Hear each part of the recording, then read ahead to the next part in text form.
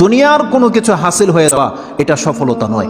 একজন মুমিন মুসলিমের মর্যাদা আল্লাহর কাছে এক পাল্লায় যদি একজন মুমিন মুসলিমকে রাখেন, আরেক পাল্লায় পুরো পৃথিবীকে রাখেন। কেউ যদি পুরো পৃথিবীকে ধ্বংস করে দেয়, এটা আল্লাহর কাছে অত বড় অপরাধ নয়। একজন মুমিনকে যদি কেউ হত্যা করে, এটা যত বড় অপরাধ। তাহলে একটা মানুষ তাওহীদের উপরে যারা আছে তাদের মান মর্যাদা এত, আল্লাহ বলছেন অতএব তারা যেন দুনিয়ার জন্য নয়, বরং তারা ওই পরকালে জাহান্নাম থেকে মুক্ত হয়ে যাওয়ার সেই রাস্তা যেন তারা অবলম্বন করে। কারণ সেই দিন যাকে জাহান্নাম থেকে শুধু বাঁচানো নয়, দূরে রাখা হবে। ওয়াউদখিলাল জান্নাহ, আর যাকে জান্নাতে প্রবেশ করিয়ে দেওয়া হবে, আল্লাহ বলছেন ফাকাদে ফাজ, এই হলো সফল কাম। কারণ জান্নাত এমন একটা জায়গা, এটা হচ্ছে চিরসুখের জায়গা। একবার শুধু কোনো ব্যক্তিকে জান্নাতে ঢুকিয়ে দিলে জীবনের যত পেরেশানি আছে সব দূর হয়ে যাবে, সব দূর হয়ে যাবে।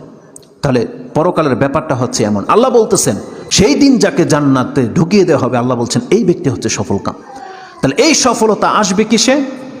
একমাত্র আপনার ঈমান, তাওহীদ। আপনি আল্লাহকে মেনে নিয়েছেন, আল্লাহর বান্দা, আপনি আল্লাহর সাথে শিরিক করেন না, এমন প্রত্যেকটা ব্যক্তি সেই জান্নাত সে পাবেই পাবে।